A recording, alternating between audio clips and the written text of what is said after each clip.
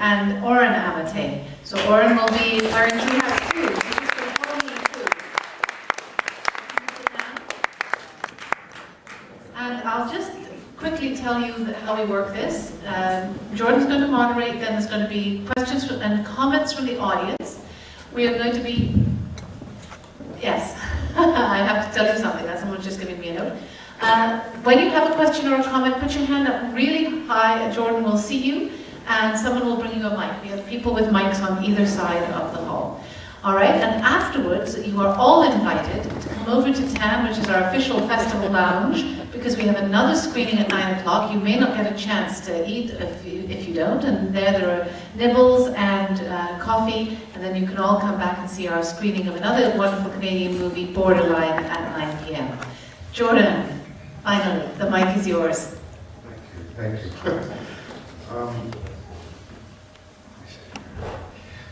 That was great work you've done. That's amazing. Wow.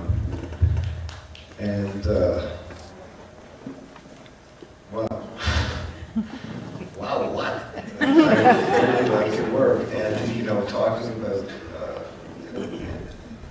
also talking about your history and mental illness and art. Maybe tell some of the people, the audience about that. Okay, I'll just say it's really a tough one because it's the toughest work that I've done up to now, and it's obvious because I'm talking about myself, about my insanity. But also the process was very difficult, and I came to a point where actually I thought I'm going to leave it. I'm just going to drop the whole thing, and that's when I turned to my son. I said, "Oh, I'm in trouble. I need help." I'll tell you a very short story. A few years ago, quite a few years ago, I think it was probably more than 10 years ago, I had a showing at the Art Gallery of Ontario of my works. It was a combination of the Sand and Chains, which I have no problem with. The films that I did, Nuki and other stuff that I did was Chains and Sand, which is artistic, and then I had work that I did on the computer.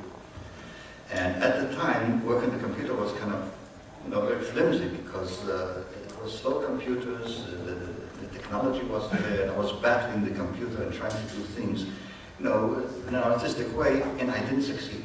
But these works were shown on a big screen, and by the way, this is the first time I've seen the work on a big screen, and I'm kind of a bit shattered, but that's something else. There's a little tie-in. And when the showing was over, I had an audience, and I pointed out what was wrong with every one of those films. I didn't realize I'm an idiot. What am I doing? I'm pointing out actually how I missed and how I screwed up every one of those films that I tried to do on the computer. And it's only later on I said to myself, you don't do these things. And why am I saying it? Because here, I feel that I didn't screw up, we didn't screw up, but it still has to be tightened up. It still has to be squeezed. It still has to be, there are parts there which are too long. You have to take a distance. You really have to, just let things just settle down and watch it after a while. And then when you are not attached to it, when you are really sort of away from it, that's when you can judge it. And then you go back to your editing table and you start editing. Because until then, it's very difficult because, we all know if an artist always says, that's my baby, I can't touch it, I can't do anything with my baby. Well, screw my baby, No, you do. But you have to be emotionally detached.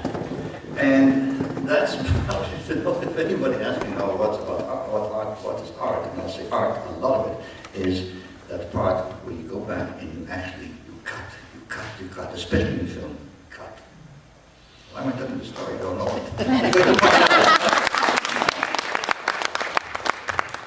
Half an hour later, I'm going to find out what I tell the story.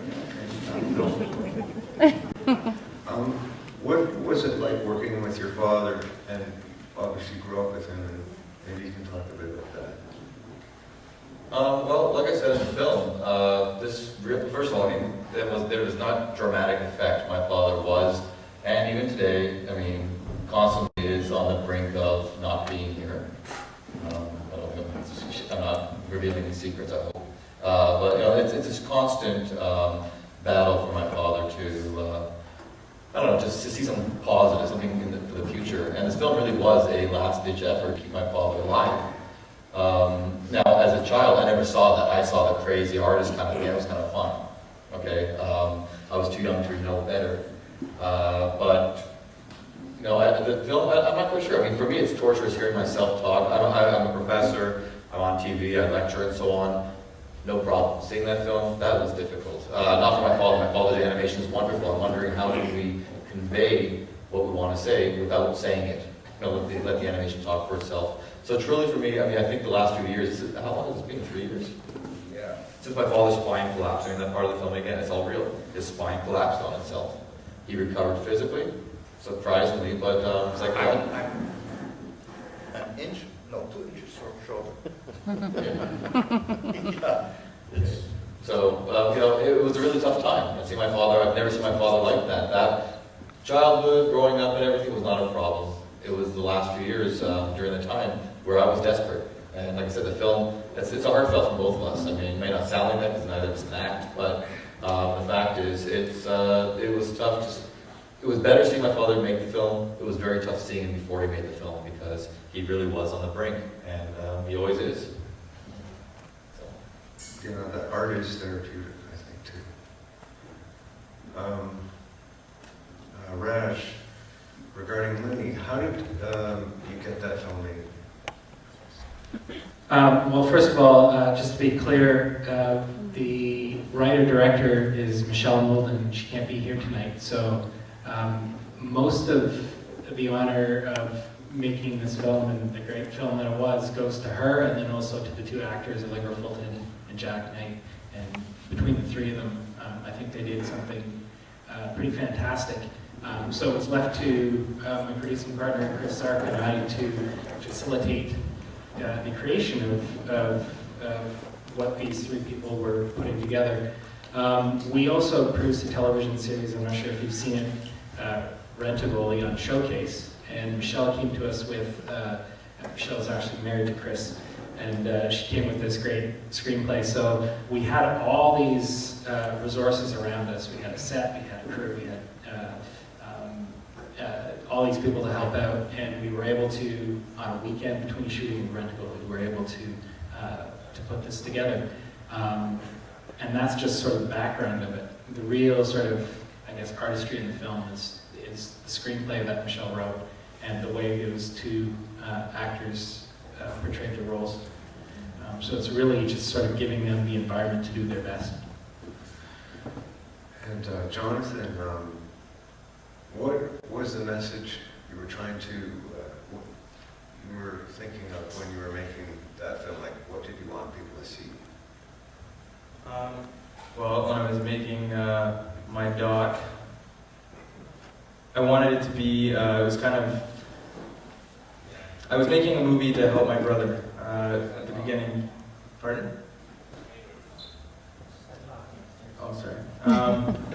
My brother was kind of falling down a path. He was staying at home a lot. He was unemployed. He was out of high school and kind of in the limbo between, you know, sitting on his butt at home being like, I'm going to go to school eventually, but it never happened. And then he started doing drugs, and, you know, I was busy going to school, and, you know, all you can do when you go home is say, you know, I can try and help you find a job, but, you know, you can say it so many times, but then you become a broken record and you're the asshole older brother, and he just doesn't listen. So I was like, well, the one way he can't ignore me is if I show him what he's like when he's, you know, high or lazing around the house or whatever, and the relationship between him and my dad. And it turned out from being just about him to being about them, because the way he acts affects not only me, but my father. So I made it, and since then, you know, he's improved drastically. He's like, wow, I act like that? I'm like, yeah, you do.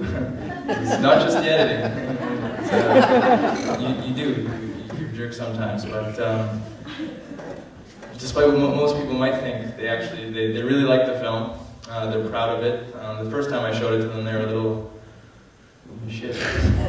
But since we've watched it a few times and with larger audiences and stuff, they see the overall message is warming, I guess, in a sense. But that's why I made it in the first place.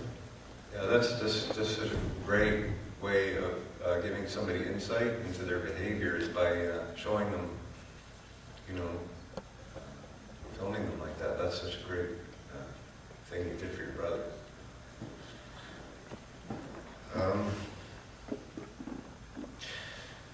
I was,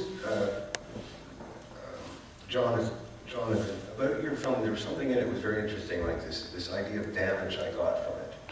That mental illness actually, you know, there is damage, and not only to the person who's experiencing it, but to a lot of people who are around them and trying to help them and stuff like that. Maybe you can, maybe I'm wrong in seeing that as one of the messages. What do you think about that? Is it that real, his mental illness? I mean, it can be a great thing or a bad thing too, but do you feel that you've been damaged by it? Of course, sure. That's what I'm saying. It's a curse. Right. You know, people talk about artists being manic, and there's a whole list of artists who are manic, bipolar, whatever, crazies. And the great ones suffered from manic depression. I can't say, you know, it's impossible to say, would I have done that without manic depression, without the affliction? Would I have created without the affliction? It's impossible to say that. What would have been my relationship with my wife? We divorced after, what was it, 11 years. You know, when I look back and I say, holy shit, what did I do? How did I behave? You know, but it's only when looking back and saying, how much was affliction? How much of it was affliction, and how much was, let's go to the shit inside of me? It's very difficult, really, to take and I've been to therapy, and some of the things that I've learned in therapy really blew my mind, totally blew my mind. I remember one of the times it's like bulbs went up, and I would drive down to work, to the CBC through the Down Valley, and I would scream in the car, like my lung, you know, I would just scream, because it was such a revelation. Only through therapy did I realize certain things, but still, you know, the combination of stuff that you've done in your past, and you question yourself all the time, is it, you know, you blame yourself. Is it me, or is it the affliction? And it's, I can't tell sometimes. I can't, it's impossible. So I know that I've damaged, well, this is up to my son to say, how much have I damaged, you know, the relationship inside the family. I know that I was not exactly a good dad.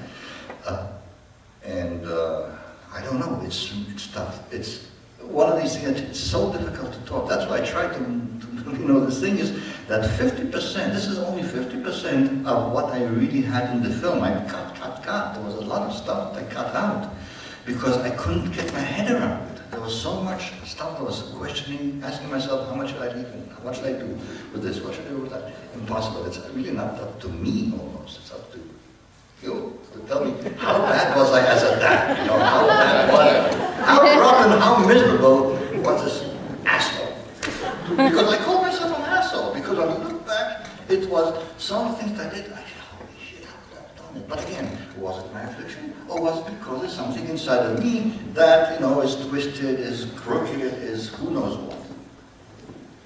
And I'm telling you, I've been through therapy, and I don't have the answers. For the record, I have not been his therapist. The only time I really spoke to Oren really seriously was at that time when I was so desperate, and we sat, you know, face to face, I think, and I was after the operation. I was devastated after the operation. Things were happening, sort of those drugs. I was on really heavy medication. We are talking about medication that you can imagine for months. And it also must have done something.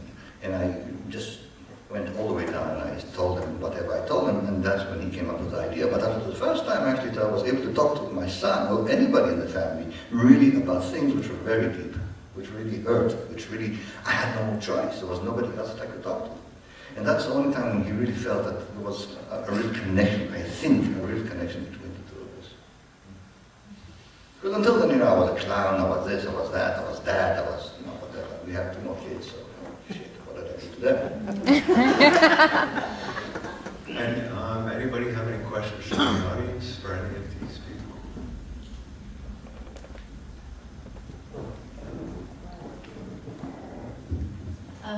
Yeah, I have a question for Raj.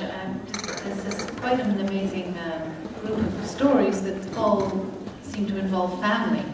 And yours was a drama, and the other 2 were documentaries. But was it based on a true story, or was it completely imagined? It was a fiction. It was not based. It's not based on something that's actually happened. But it's inspired by stories that Michelle both knows personally and through research as well. So while that story specifically is not true, it is inspired by truth.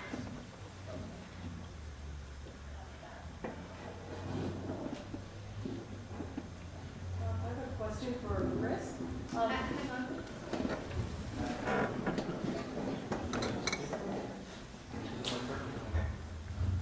Jordan will point to Oh, yeah. and then, I sort of have 2 questions. I was wondering what you used to film that video and how you got your dad and your brother to actually, they seemed so natural in there. How'd you get them to agree to that?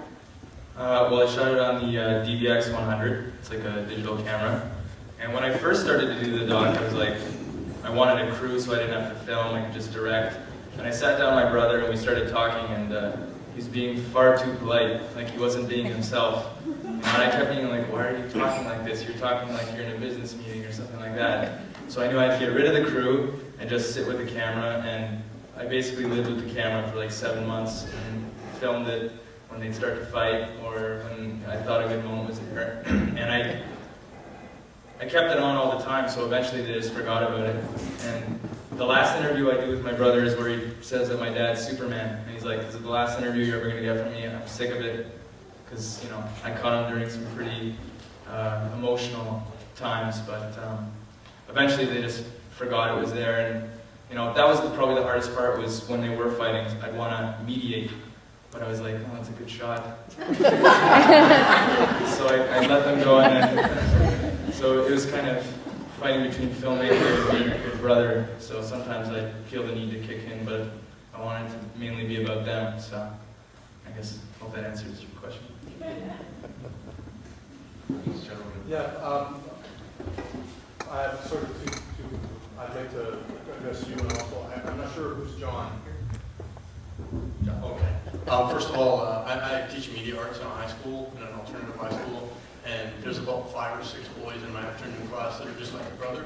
They come in high all the time, they're rambunctious, they're scattered, they have difficulty focusing, and the thought has occurred to me that it might be a good idea to show them your film so they can see that.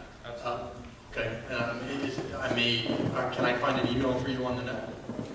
I'll give you my email afterwards, for sure. Okay, Absolutely. thanks. So I really appreciated that. It was a real interesting experience.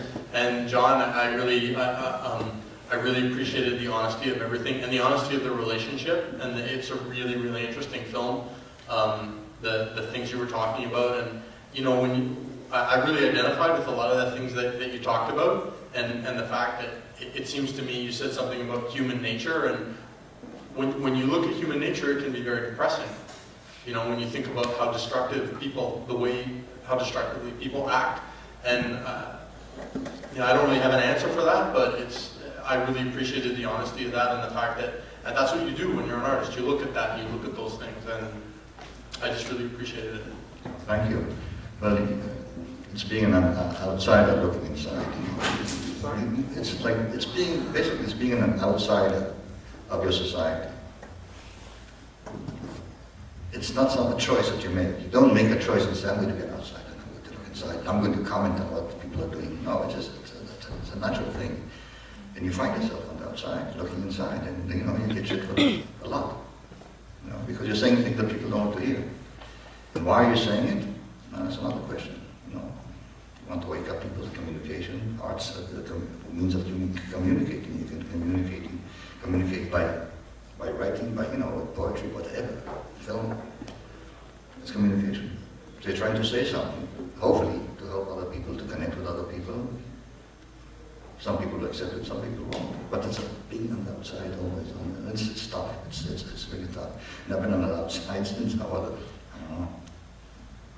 Yeah. And I come from a country which doesn't appreciate that kind of being on the outside and looking at the outside and telling people, oh shit, what are you doing? No. I don't know how much I was able to convey it. I tried to stay away from that. I tried to stay away from those kind of politics. Well, politics are important. But I am rambling. What am I talking about? Politics are important. Because politics are life. Politics is life.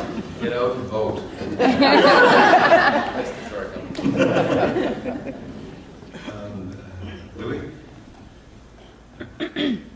I don't really have a question, but I want to thank you for the work you've done with CAMH. And I appreciate, and you brought me down, you brought me up. I've been there, and I wanted to let you know, may God bless you all, man, really, because He has me, and it's possible. Let's keep our hopes and dreams together. Thanks.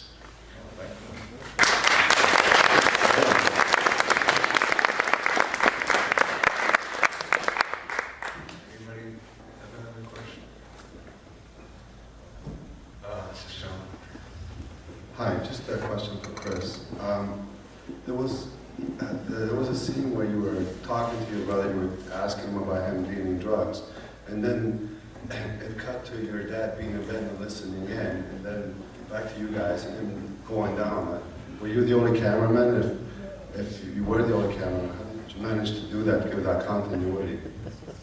I was the only camera person.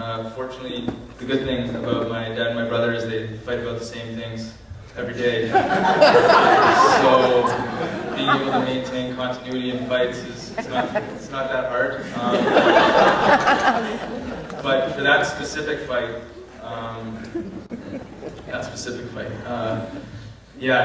I talked to my brother, and then, truth be told, I did kick my dad a little bit. I'm like, you have to go talk to Thomas downstairs. He's rolling a joint, and he did hear our conversation. So that off camera, that was live, but he wasn't going to get up. But I kind of pushed him for it, not just for the film, but because my brother needed to be called out on it at that particular moment. But no, so that's pretty much how. Actually, I wanted to. A side note, I never mentioned it in the film, but my dad, he's a manic depressive as well, and so I get what you guys are all about, because Oh, you don't. Your brother's bad. well, you guys saw the good moments.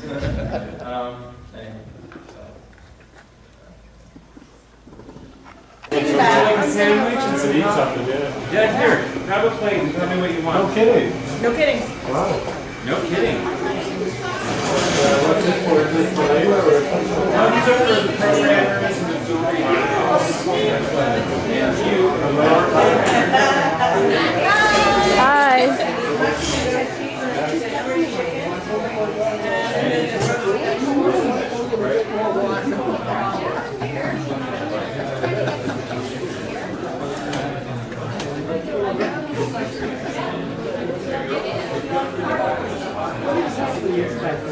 There's coffee and there's some brownies and cookies. Did you want me to try to squeeze in there and get you some? But if it's Are you gonna go for the brownies? Yeah, I'm gonna try whatever's available. I'm actually kind of hungry because have you had dinner? I had some dinner, yeah. Oh, okay. I think I'll have a sandwich though.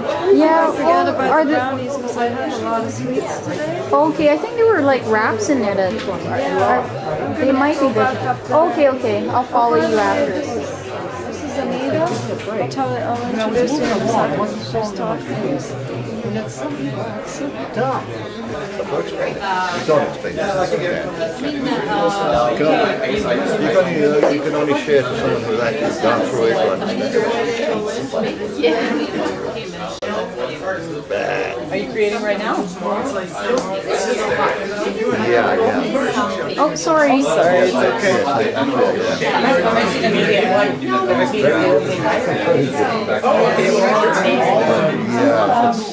It's like, No, not at all. I just I'm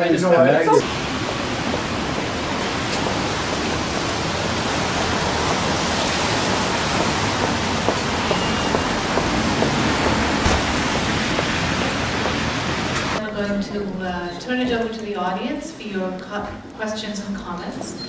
And there'll be a microphone on each side of the aisle. If you can just indicate that you want to speak by putting your hands up so that Lisa can see you, and someone will bring you a microphone. Thank you very much. And also, it's marked in our program that John Grayson is on this panel. That was an error. He's coming tomorrow. Thank you. Hi everyone, my name is Lisa Brown, and I'm going to start with Barbara Shanebaum, who is a writer, and ask Barbara to give us a very quick crit of the film as if she was going to be writing it for an article. It was an emotional, sexual, spiritual journey of a woman who goes from not liking herself, having problems with sex, alcohol, drugs. A woman who goes to her outer edge before she finds herself, before she realizes who she is and she accepts herself, and she's able to come to a point of self-love. So she's able to be vulnerable to love, whether it's for her mother, her grandmother, and the man that she falls in love with. It's a character-based film, beautifully rich, character-driven film, about a woman who finds her own voice as a woman and as a writer. It's all about voice, it's all about character. It's not heavy in plot. It also, I should also say, it won at TIFF. It won the Special Citation Award at TIFF for one of the best Canadian films this year. And unfortunately, Charlotte couldn't be here, but she said when she made the film, it's also based on two novels by a Quebecois novelist called Marie-Cécile Labrèche. The first one is called Borderline, the second one is called Labrèche. This film combines both of the books. And Lynn Charlebois, the writer, said when she read the books and she met the writer who co-wrote this movie with her, so it's written by two women, she found herself in the film. She thought everybody had a little bit of borderline in them, a little bit of adventure, craziness, and something that was dangerous, but something that was also vital and important. So I love the film. I just thought it should be here. Thank you, Barbara. I'm going to now go over to Carmen and ask her, in terms of the sort of the diagnostic manual borderline personality disorder, how close was the character in exhibiting sort of signs and symptoms of people who experience borderline personality? How much time do I have? Well, we want to go to the audience. I guess, is this the right distance? My main reflection on that, I think, is that I think that middle zone where she was the young adult, where I guess she's 20, seemed like it could be consistent with the criteria for borderline personality. That's certainly a time where she seemed very volatile and very impulsive. And from what we saw, it certainly seemed like a possibility. When she was 30, though, in the sort of the present moment in the film, certainly it didn't see those characteristics anymore. She was really just left with the relationship problems, and certainly recovering to the point of not even being particularly volatile or emotionally sensitive by age 30 is actually not that common. So that part didn't fit particularly well with the diagnosis, but certainly the way she behaved around age 20 could have. Did you want me to go over the actual? Sure, it'd be great. There's 9 different characteristics. It'd be great for... Okay, I'll try to do the quick review. So, according to the... Oh, thanks. So according to the DSM, which is the Diagnostic Manual in Psychiatry, I don't know how many of you are familiar with that, and it's kind of a checklisty kind of form of making diagnoses, and certainly the diagnoses for personality disorders are like that. in general, in order to have a personality disorder, there needs to be a long-standing pattern of behaviors or coping mechanisms that are either very distressing to the person or really interfere with their social or work functioning.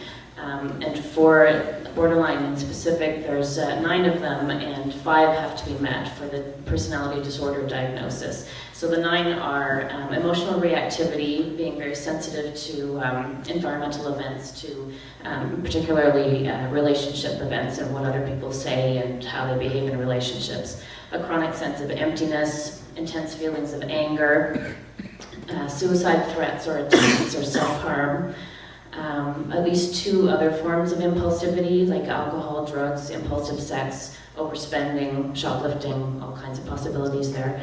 And dissociative or paranoid experiences that could look similar to brief psychotic episodes. Where am I at now?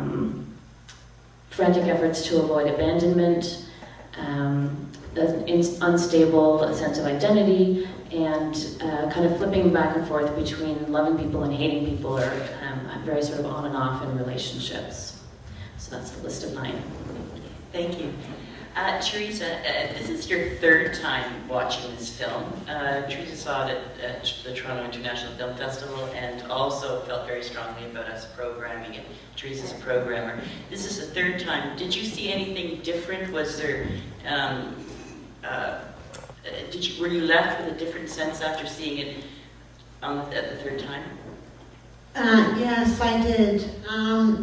What I noticed this time is that she was starting to heal.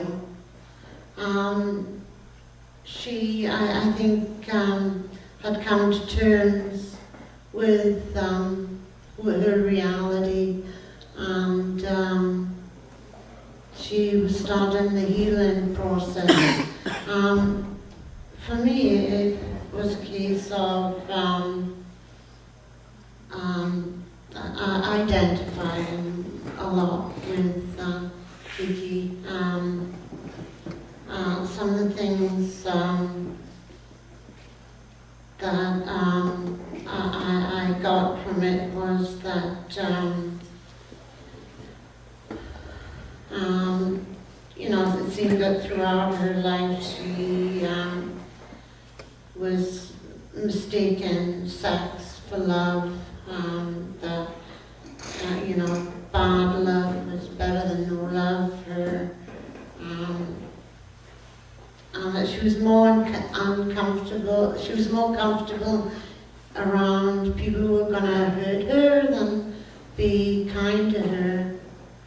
And that's once you're at that point in your life, it's very hard to come out. But I did, for this 3rd time seeing it, that she was on the mend, which is good.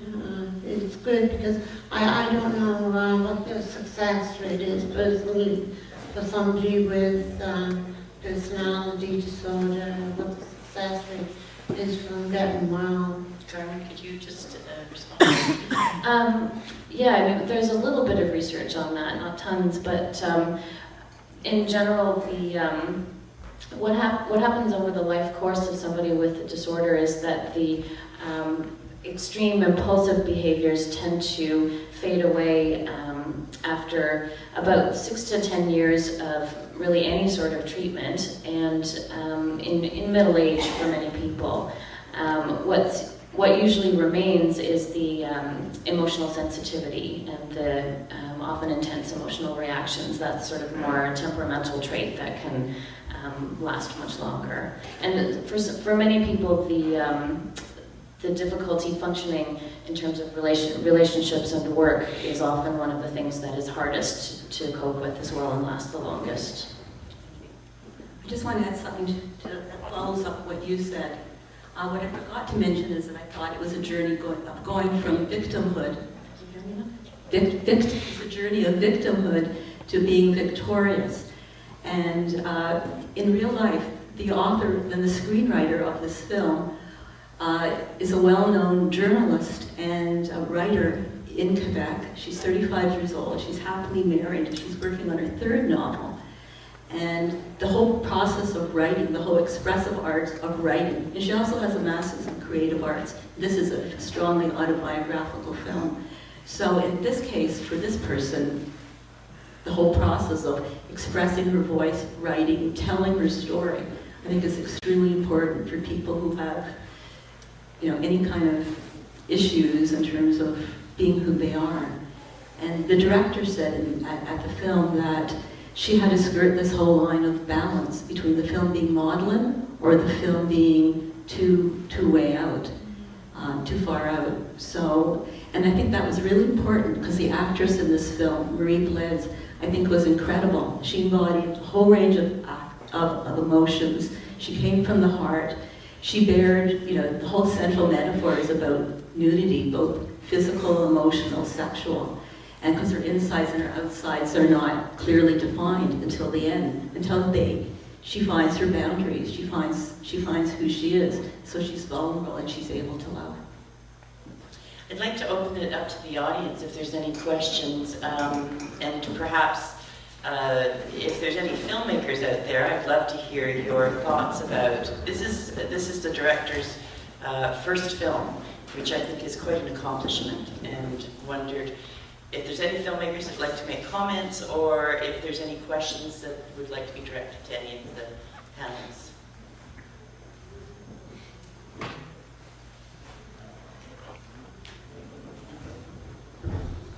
I was just wondering how she got better, because there didn't seem to be a big jump from the middle girl to the 30-year-old. And clearly things weren't great when she was 30. She has a relationship with a married man. I don't think that's so uncommon. And she gets to find someone she falls in love with, which might be more uncommon.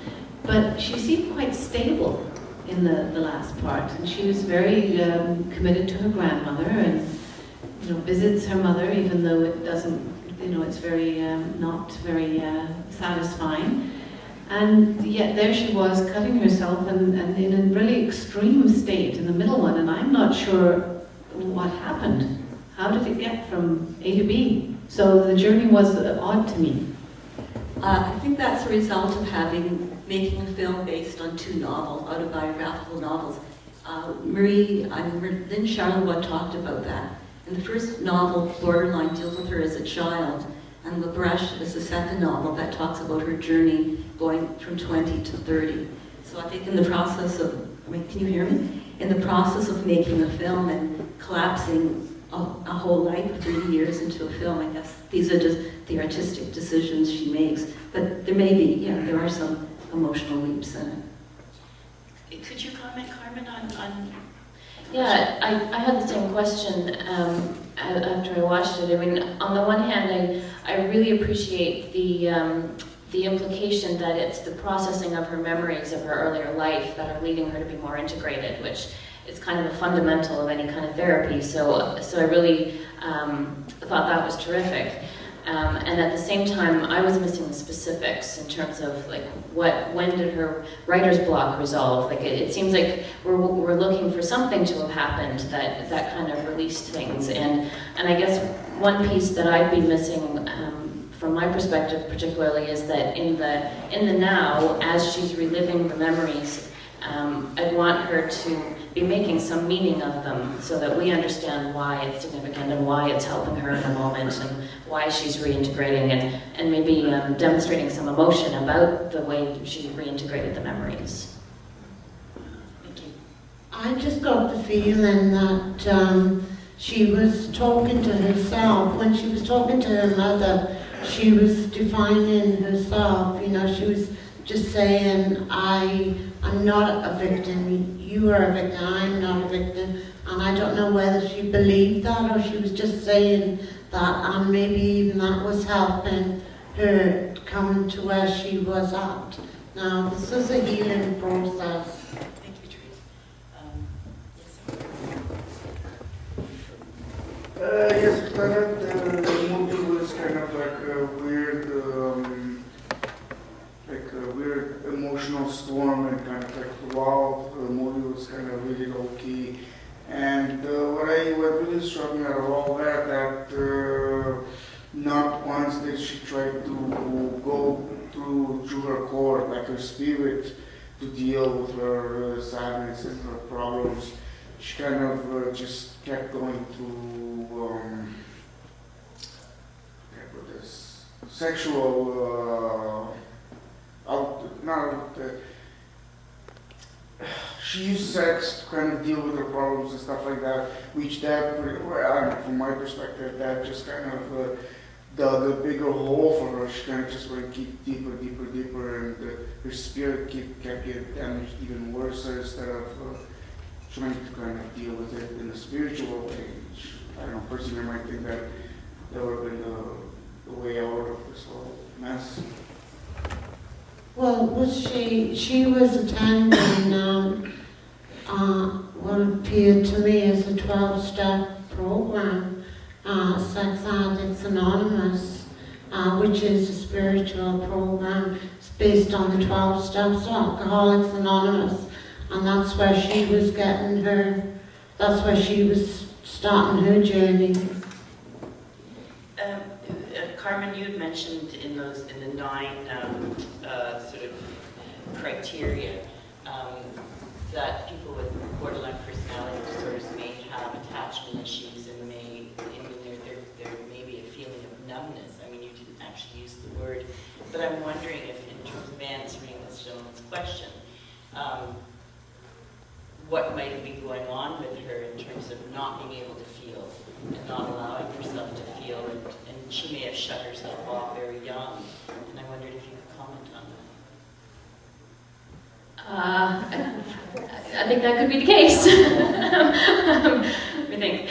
I mean, I guess the thread that I was thinking of, because I think you were kind of also looking at what would have helped her heal, right? And what was part of the process that was actually helping her. And I wonder, like, we didn't get, I think, Teresa, I agree that I think there's a hint that she's getting some spiritual side from the 12-step group, but that's only a hint. We don't really get to see what actually, like what she's getting in touch with. And maybe that's where the numbness fits in, that I think that's certainly common for people with BPD, is that their emotions are either numbed out or completely overwhelming, and then it takes a lot of work and a lot of kind of reintegration of past experiences to be able to experience emotions on any level, and it's like in a middle zone where they're not overwhelming but still present.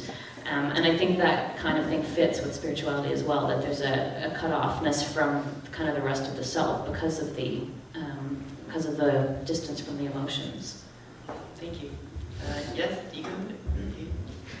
I was just wondering what people thought about the mother who was, I mean, I found it kind of strange that she was sort of catatonic dramatically, because I felt that there was something about, there must be more in the story about her relationship with her daughter that wasn't shown, but, you know, and I was really wanting to know more about that, because I just suspect it would be more than just being a weepy person, that there was probably some sort of reality playing around with that it seems to be missing in the film.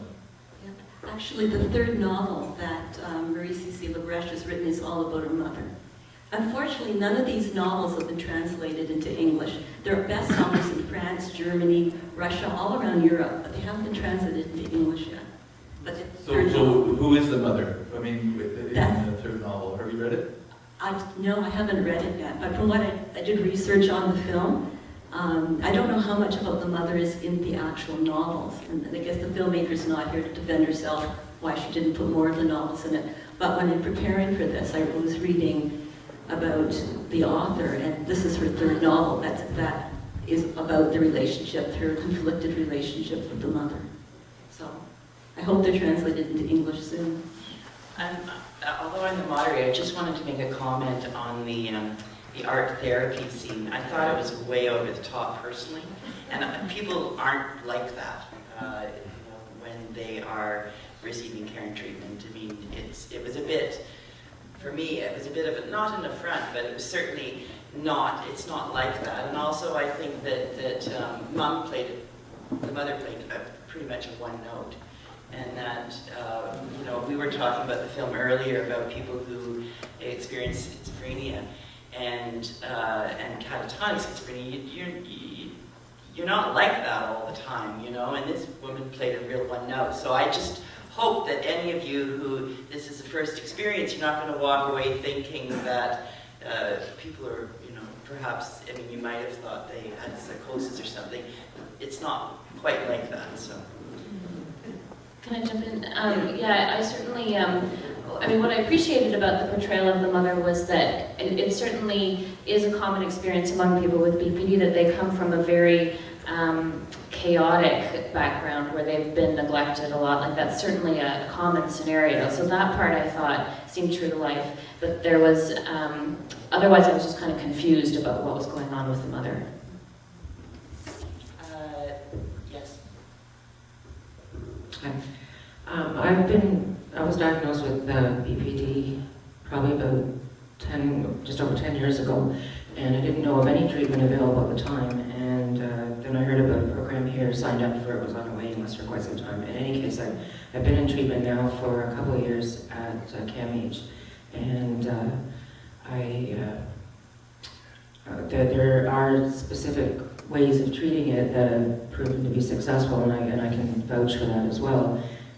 It's up and down at times because I have to practice it, but there's, Carmen might want to go into it a bit more, but it's a combination of cognitive behavior therapy and mindfulness practice, and other things like radical acceptance being one of the major difficulties, and just accepting things as they are. And what I noticed in the film was they didn't show a lot. Maybe I'm just basing it on my own experience, or those I know that also have the same disorder, but I didn't see that in really overly reactive behavior from her much in that film, and she had a really stable relationship, it seemed, with her grandmother.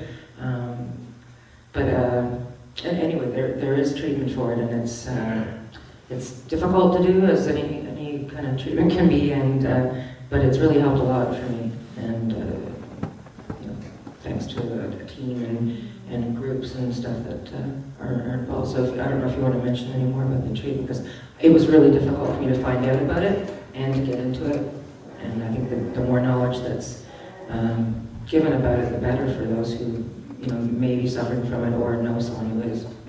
Thank you.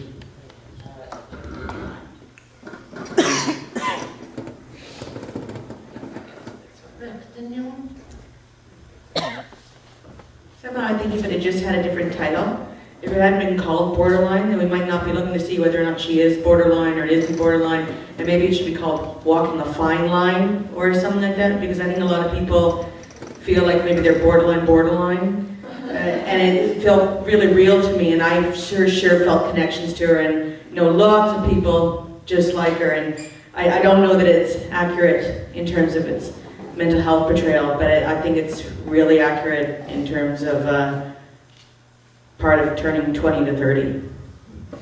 Thank you.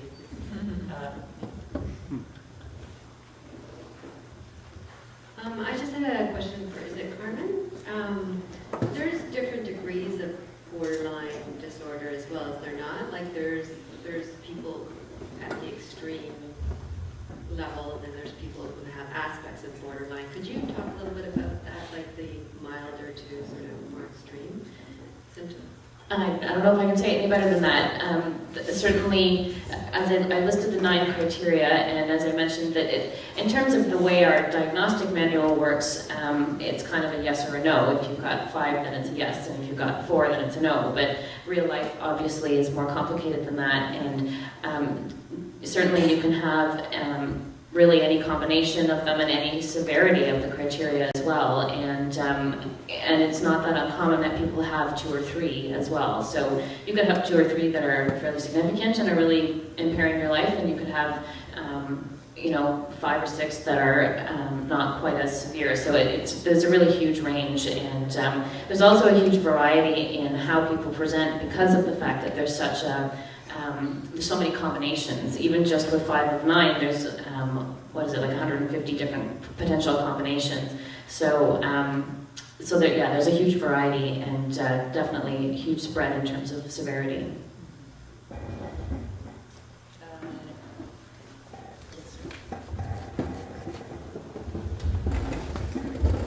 just wanted to make a comment or two. I think this was not necessarily a movie about healing. And I think the audience, I speak for myself, but I think from other questions, wanted to see the healing and how that was going to happen because it's such a dramatic story. We all want healing. I think it's natural. It wasn't about the healing so much as it was about the living through this horrible disorder.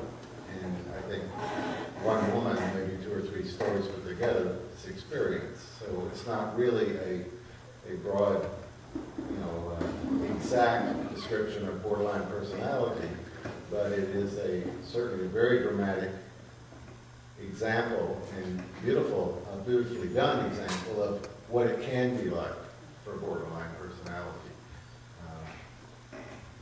Just my comment. Thank you.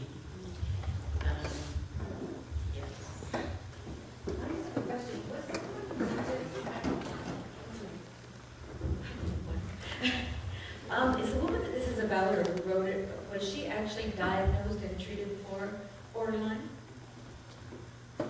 From what I've read, they don't emphasize this. They emphasize that she's a writer, that these 2 novels were expressive writing. She got a master's in creative rights. I don't know the details of the psychological details of her personal life, but because I just react to having the whole film reduced down to a psychiatric diagnosis, because it's art, it's film, it skirts the boundaries of a lot of things, and it's about a recovery journey. It doesn't go into, it's not a documentary. No, but my reaction was much like this woman's, is that I didn't get the impression that she was sick or had any issues, but she learned her emotions from her mother. And as she progressed through life, she realized that she doesn't have to react to things the way her mother did. And as she moved from her 20s into her 30s and came into herself, she could then react and respond based on her own learnings of emotions rather than her mother's learnings of emotions. But I didn't see a borderline situation in the character. I saw it more in the mother. Carmen, do you have any comment on that? I mean, certainly we saw that the mother had much more difficulty coping with emotions than the daughter did. I think, I mean, again, like, I agree that it's not, it doesn't sort of give the story of somebody with BPD and exactly, it's not really about the diagnosis. And then I guess I'd like your point about how she learned her emotional responses from her mother. I mean, that's exactly what we all do. And I guess the flip side of that, though, is that a lot of us do go into therapy for help with that. And for, like, it may not be sickness exactly, but certainly a lot of us need help figuring out how to unlearn our early emotional reactions and figure out how to see things in a more helpful way. Yeah, I was hoping for, in the end, I kept waiting for her to be healed, as the gentleman said, and I thought at the end it could be left up to interpretation that she was right back, it seemed that, she found a stable guy and she was realizing it, but then the last scene, it's almost like she's reliving what she had done and she was doing one more time, and it seemed that she could have been swept right back into that spiral again, and that I wish that it hadn't ended that way. But other than that, it's very good. Well, I guess it had a circular ending, and I think my take on it emotionally is, had she not found true love, she had to finish her writing. I'm going back to the writing again. She had to finish her novel. She had to finish her writing. She got unstuck. She had to use the character who was using her to liberate herself. When she has that scene at the end, that's what she's doing. She's letting go of him so she can move on and go back to the guy who she feels fallen to and who loves her. So she had to say goodbye. So my feeling is she could have got hooked back if they didn't have another scene. So, I guess it's the director's decision to put that scene there as opposed to anywhere else. But that's how I read it. This was the grand goodbye to the muse. This may be how art is different from life. Because I totally agree. I think if she had really done that in real life and had really given in to the urge to have a goodbye, it would have actually worked out. But artistically it does work out very nicely for the story. Thank you. We have time for one more question. Yes. I saw the movie as like a person reacting to a mother that was emotionally not there for her. And I'm not a psychiatrist or a therapist or anything, but it could lead into so many other diagnoses. You know, like a person, like I suffered from depression, and I I can get really hung up on what my mother said or did, and I think the healing process is that I become my own person. I don't know how, but I guess going to a lot of groups or therapy, and so do you feel that way, that it could have been, see, I feel they call it borderline, but it's sort of like a person who's not really there, if you're didn't really know what the 9 characteristics were, or that this is this type of personality. Because in some ways, I felt myself identifying with the character, like, in your 20s, you're drunk, and, what I mean, that kind of behavior. So it could sort of be about anybody, without saying borderline, but saying borderline, she's not quite all there. You sort of... Can I comment on that? Sure. You want to comment on that? Well, yes, you would identify with some of those things, and that you noticed that the woman's mom, Kiki's mom, wasn't available to her. One of the things that causes borderline is if I can, someone may be born very sensitive to things, and then also be born highly reactive to things, and that's organic, and put them in a non-validating environment, that increases it, and then you may end up with someone with full-blown borderline personality disorder. And they actually are talking about changing the name, the label of it, because borderline initially, when it came out, I don't know, do you know how long ago that diagnosis came out? 50s, maybe 1950s? It meant the borderline between neurosis and psychosis, and they've realized since that it's not so clear-cut.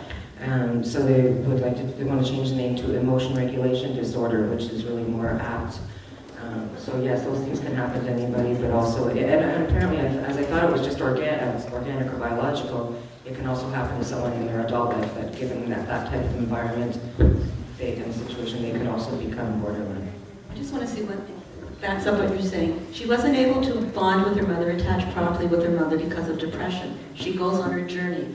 Finally, she loves herself, and she's open enough to attach to somebody who loves her and who's open to loving her, and she's able to love back. So for me, that is a healing journey.